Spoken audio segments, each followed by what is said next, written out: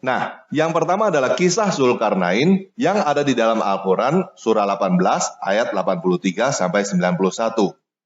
Tokoh Zulkarnain terinspirasi dari tokoh sejarah yang bernama Alexander Agung.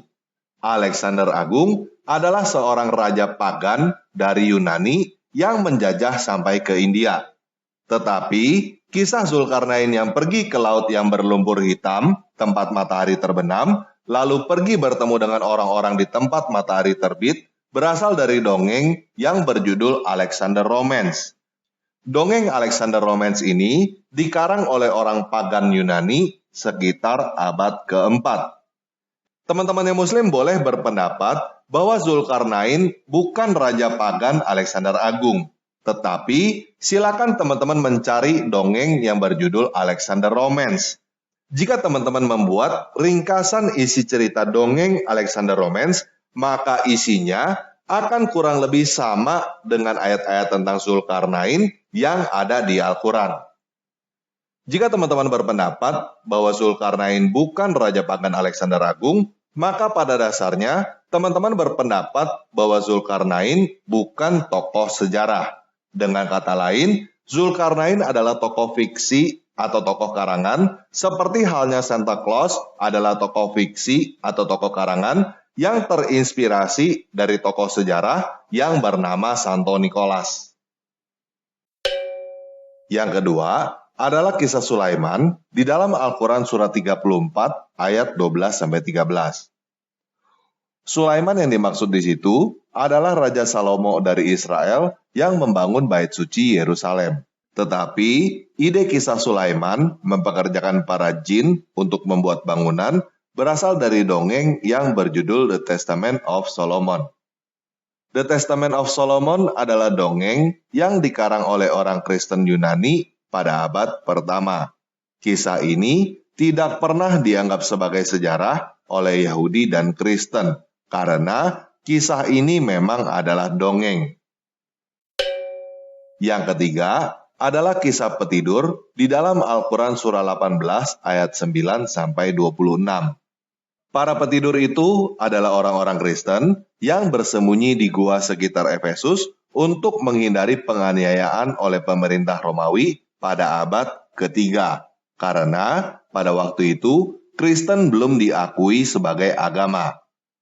Mereka adalah tokoh sungguhan dan kejadian itu adalah sejarah. Tetapi kisah mereka bangun dari tidurnya sekian ratus tahun kemudian adalah dongeng yang dikarang oleh seorang uskup dari Seruk yang bernama Yakob sekitar abad kelima. Teman-teman bisa dengan mudah mencari dongeng ini dengan judul The Seven Sleepers. Yang keempat adalah kisah Ibrahim yang ada di dalam Al-Quran surah 6 ayat 74, surah 19 ayat 42-49, surah 21 ayat 52-71, surah 26 ayat 70-95, surah 29 ayat 16-24, surah 37 ayat 83-98, surah 43 ayat 26, dan surah 60 ayat 4-5. Ibrahim yang dimaksud tentunya adalah Abraham yang ada di dalam Alkitab. Tetapi kisah ayahnya Ibrahim seorang penyembah berhala dan Ibrahim dilempar ke dalam api berasal dari kumpulan dongeng Yahudi yang disebut Midras. Tepatnya di dalam Genesis Rabah 38:13 yang dikarang oleh seorang rabi Yahudi yang bernama Hia bar Abba sekitar abad keempat. Yang kelima adalah kisah iblis yang tidak mau sujud kepada Adam yang ada di dalam Al-Quran surah 2 ayat 30-34, surah 7 ayat 11-18, surah 15 ayat 28-40, surah 17 ayat 61-64, surah 18 ayat 50, surah 20 ayat 116, dan surah 38 ayat 71-85. Kisah ini berasal dari dongeng apokrifa Yahudi yang dikarang sekitar abad pertama. Judulnya adalah The Life of Adam and Eve.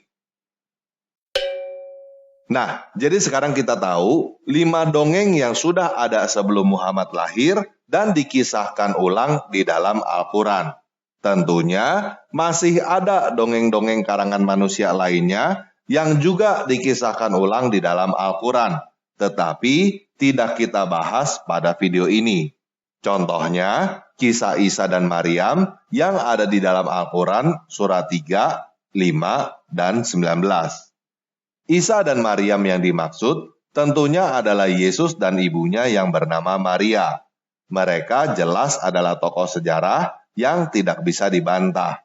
Tetapi kisah kelahiran Maryam dibesarkan oleh Zakaria, diundi, di bawah pohon kurma, sampai Isa berbicara ketika bayi dan menciptakan burung dari tanah liat, berasal dari dongeng-dongeng apokrifa yang ditolak oleh gereja. Di antaranya, The Infancy Gospel of James dan The Infancy Gospel of Thomas yang dikarang sekitar abad kedua. Sedangkan, ide bahwa orang lain yang disalibkan menggantikan Yesus berasal dari dongeng apokrifa Gnostik yang berjudul The Second Treatise of the Great Set yang dikarang oleh bidat Gnostik sekitar abad ketiga. Wahai orang yang beriman, perangilah orang-orang kafir yang di sekitar kamu, dan hendaklah mereka merasakan sikap tegas darimu, dan ketahuilah bahwa Allah beserta orang yang bertakwa. Artinya, orang-orang yang percaya buta bahwa kisah dongeng itu adalah sejarah, diperintahkan untuk berperang melawan orang-orang yang tahu bahwa kisah itu adalah dongeng.